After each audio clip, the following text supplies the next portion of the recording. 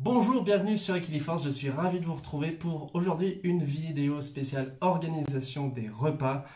Comment gagner du temps pour faire ses courses, pour préparer des recettes maison et rapides, équilibrées. C'est pas toujours facile, donc je vais vous donner mes conseils basés sur mon expérience et puis aussi les vidéos que j'ai déjà publiées.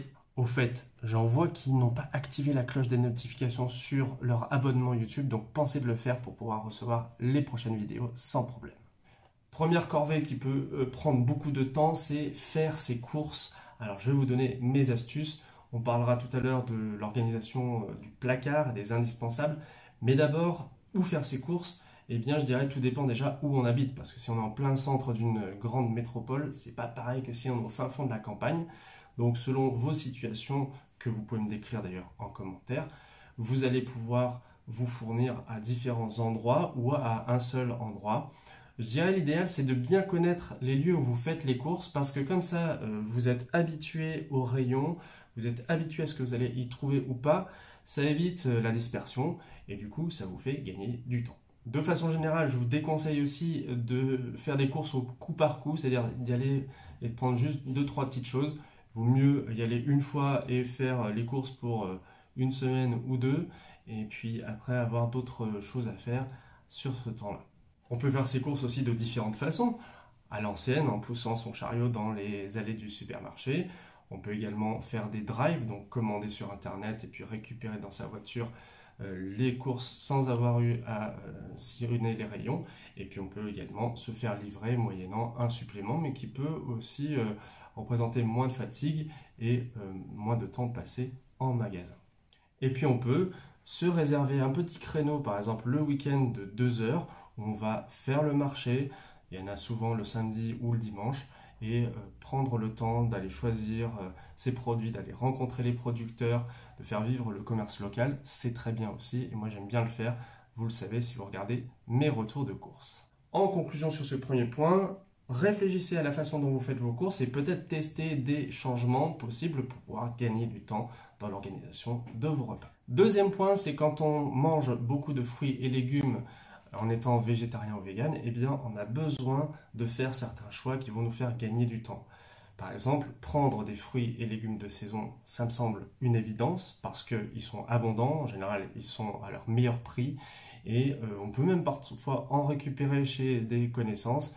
Moi ça m'est arrivé récemment, j'ai cueilli des figues et du raisin chez un membre de ma famille et du coup c'était super sympa, je suis revenu, j'ai fait des conserves et je vais profiter pendant quelques mois de ces victuailles que j'ai récupérées gratuitement.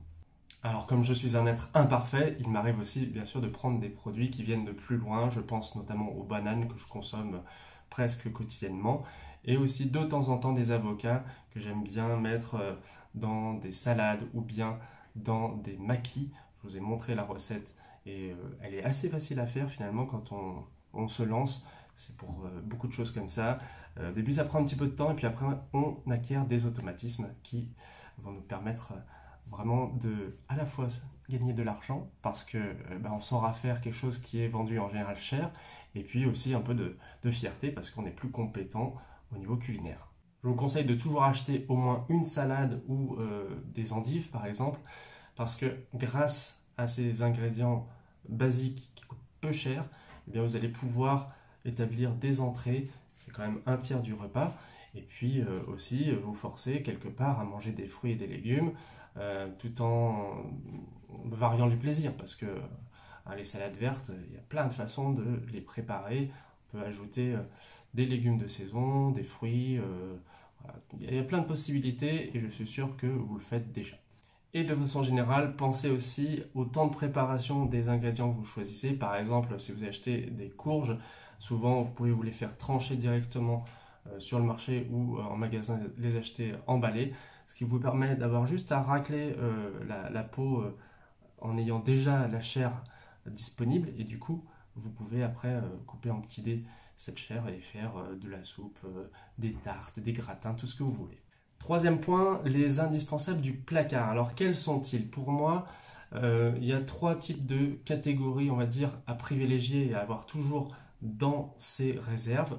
Ça serait premièrement les féculents. Alors moi personnellement j'ai très souvent au moins du riz, des pâtes, du quinoa et d'autres petites céréales parfois juste à mélanger avec un petit peu d'eau bouillante, je pense à la semoule par exemple. Ça c'est les repas quand je suis très pressé et que j'ai pas envie de cuisiner plus que ça. Je vous conseille aussi d'avoir des légumes en conserve que vous aurez préparé ou que vous aurez acheté directement. Moi j'achète souvent, vous le savez, je pense, des conserves de ratatouille qui me permettent après de faire toutes sortes de recettes. Et vraiment, ça fait partie de mes indispensables. Trouvez ce qui vous convient, ce qui vous plaît, ce qui est souvent un peu difficile et long à préparer. Je pense aux pois chiches par exemple. Moi j'en ai un sachet sec qui attend depuis très longtemps d'être cuisiné alors que j'achète des boîtes de pois chiches. J'utilise parfois l'aquafaba, donc le jus pour faire de la mousse au chocolat ou des blancs en neige végétaux. Et du coup, vous pouvez après faire des mixtures de votre choix, par exemple des tartinades avec un mixeur plongeant. Je vous reparlerai d'ailleurs du matériel dans quelques instants. Autre indispensable du placard, les sauces et les crèmes. Alors quand je parle de crème, je dirais les crèmes végétales. J'en ai testé plein et moi franchement je les aime toutes. Soit la crème de soja qui est en général un peu épaisse, la crème de millet, la crème de riz qui est peut-être un petit peu plus riche en calories et en glucides. Éventuellement aussi un peu de crème de coco, moi je la prends entière et bio pour pouvoir me régaler pour des saveurs exotiques avec du riz par exemple que j'aurais déjà préparé. Et puis aussi c'est bien d'avoir du pain qui se conserve bien comme le pain au levain que vous avez acheté par exemple chez votre boulanger, ou bien du pain de mie qui est un peu plus riche et moins intéressant nutritionnellement mais qui rend bien des services. Par exemple juste un petit coup de grille-pain et voilà, ça vous peut vous faire un petit toast simple pour les moments où on n'a pas forcément beaucoup envie de manger. Et puis on a aussi ce genre de petites tartines sèches qui se consomment à tout moment de la journée avec du salé, avec du sucré, qui peuvent être un bon encas et qui sont plutôt bonnes en protéines. Là je vois celles-ci, elles ont 9 grammes de protéines pour 100 grammes. Alors 100 grammes pour en manger beaucoup, mais voilà, ça peut rendre service aussi et c'est une façon de gagner du temps aussi. On va passer aux indispensables du frigo. Alors on peut avoir dans le frigo des produits tout prêts mais qui nous rendent service parce que on ne sait pas les faire ou bien ça prend vraiment trop de temps ou on aime telle préparation, il n'y a pas de mal à ça. Dans les indispensables de mon frigo, il y a les feuilles de briques qui permettent de faire des samoussas par exemple. C'est une technique qui prend un petit peu de temps mais qui permet après de faire des petits chaussons facile à garnir avec à peu près ce que vous voulez et qui nécessite peu de garniture d'ailleurs. Après, vous pouvez même les manger froides, ça pose pas trop de problème. Moi personnellement, j'aime bien. Et puis vous pouvez aussi acheter des pâtes toutes prêtes à dérouler, du style pâte feuilletée. Moi, je sais que c'est celle que j'ai le plus de mal à faire, même si j'ai déjà présenté une galette des rois avec pâte feuilletée vegan, mais ça prend du temps. Et puis les pâtes à pizza, c'est pareil. C'est bien d'en avoir une pour vraiment les jours où on n'a pas le temps. Hop, on la déroule, on met un petit peu de sauce tomate, quelques légumes et le tour est quasiment joué. On peut également faire sa propre pâte à pizza. Depuis peu de temps, j'ai appris à le faire et franchement, ça a une autre saveur et puis on peut en faire de grandes quantités à l'avance. Quand on cuisine des légumes, c'est bien aussi d'avoir au frigo des sauces et des assaisonnements tout prêts. Par exemple, de la mayo, moi j'en ai beaucoup en mode vegan. Il y a également la moutarde, bien sûr. On peut prendre du miso pour des petites touches asiatiques. Pas besoin d'en mettre beaucoup pour que d'un seul coup, votre plat de légumes prenne une autre saveur. Et donc, je trouve que c'est bien de faire ces stocks dans le frigo de ce genre de petits produits. Ensuite, pour gagner du temps, on peut aussi penser au matériel qu'on va utiliser. On commence par les appareils et les instruments. Alors, je vous ai montré il n'y a pas très longtemps un petit couteau que j'ai acheté 15 €, qui est fabriqué en France et qui est micro-denté. Et bien, mine de rien, depuis que je l'ai, je cuisine plus facilement les légumes. Tout se coupe beaucoup plus simplement et pour moi, ça fait gagner à la fois du temps et de l'énergie, puisque dans la mesure où c'est fluide, c'est simple, ça donne envie de cuisiner par soi-même. Il y a beaucoup d'appareils aussi qu'on peut utiliser pour nous faciliter la tâche. Je vous ai déjà montré mon petit robot que j'ai depuis 25 ans qui permet de mixer notamment et de faire des préparations facilement. Pour préparer des smoothies, des soupes, j'utilise très souvent ce blender qui est puissant, qui est assez lourd mais C'est vraiment un appareil complémentaire de mon robot. Et puis, on a aussi des robots qui permettent de cuire, voire de préparer des repas entiers avec les indications des ingrédients, des modes particuliers. En ce qui me concerne, j'utilise le multicuiseur. Puis ici, vous avez aussi l'extracteur de jus quand j'ai beaucoup de légumes et que je veux me faire un breuvage magique. Et une bonne bouilloire peut faire gagner beaucoup de temps de préparation dès lors que vous avez des grands plats de pâtes, par exemple, à faire chauffer. Vous avez besoin d'eau bouillante. Et si vous faites chauffer votre eau à l'avance, c'est du temps gagné sur votre préparation. La bouilloire, je m'en sers aussi pour fabriquer de la viande végétale, puisque j'ai des protéines ici de soja que je vais faire réhydrater dans de l'eau chaude pendant une dizaine de minutes. Et après, ça donnera une texture fibreuse proche de la viande, riche en protéines, puisque c'est à base de soja ici, mais ça peut être aussi des protéines de pois. Je vous en ai montré déjà aussi sur la chaîne. Autre matériel indispensable pour moi, ce sont les contenants de qualité, à commencer par les contenants comme ça en verre, avec un petit couvercle qui se clipse, avec un joint qui évite les petits accidents, les fuites et aussi l'intrusion des mythes alimentaires.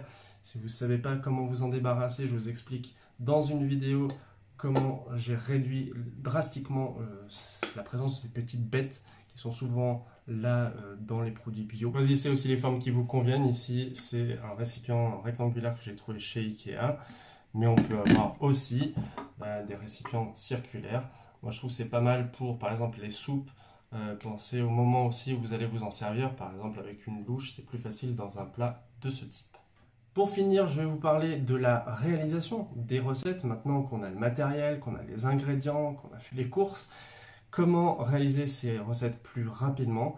Eh bien, premièrement, c'est en faisant beaucoup d'un coup, c'est-à-dire en jouant sur les quantités, en faisant une petite session de cuisine qui va vous permettre de préparer plusieurs repas à l'avance, et puis en s'aidant aussi des bases qu'on a vues, par exemple en utilisant des pâtes qu'on va garnir, en faisant cuire du riz qui va servir pour faire un curry, un plat unique ou bien un complément. Et je vous recommande de faire ces sessions de cuisine sur du temps qui est un temps où vous avez encore de l'énergie, et aussi éventuellement des gens qui peuvent vous aider, parce que ça fait partie des plaisirs quotidiens de manger, mais c'est un peu galère si on cuisine tout seul et que voilà, on doit tout se taper entre guillemets. Donc n'hésitez pas à demander un petit peu d'aide si vous avez des enfants, des conjoints, ça peut servir. Et c'est un moment aussi de partage, je trouve, et qui permet de donner une autre saveur à ce qu'on mange ensuite. Pour la durée de ces sessions de cuisine, je vous recommande entre 30 minutes au minimum et 3 heures au maximum. Ça peut être par exemple le week-end. 30 minutes, ça peut se faire un peu avant 19 heures par exemple. Et en 30 minutes, franchement, on peut déjà préparer plusieurs plats. Alors plutôt pour le soir et par exemple le lendemain. Et le meilleur moyen pour que ces temps de cuisson, ces temps de préparation soient les plus courts et efficaces possibles, c'est de les prévoir, de les planifier, d'anticiper. Par exemple, j'ai des courgettes, j'ai du riz à faire cuire. Comment je vais m'organiser? Je fais cuire d'abord quoi? Je fais quelque chose au four. Eh bien, je vais peut-être faire un gratin et puis un gâteau, histoire d'avoir les deux qui fonctionnent bien et qui puissent apporter 2 recettes différentes à la fin de la session de cuisine. Pour plus de détails sur les meal prep, je vous renvoie aux vidéos qui existent déjà. Ils sont regroupés dans une playlist sur Equiliforce. Je vous remercie d'avoir regardé la vidéo et donnez-moi vos astuces en commentaire, ça m'intéresse toujours. Et à très bientôt sur Equiliforce. Salut!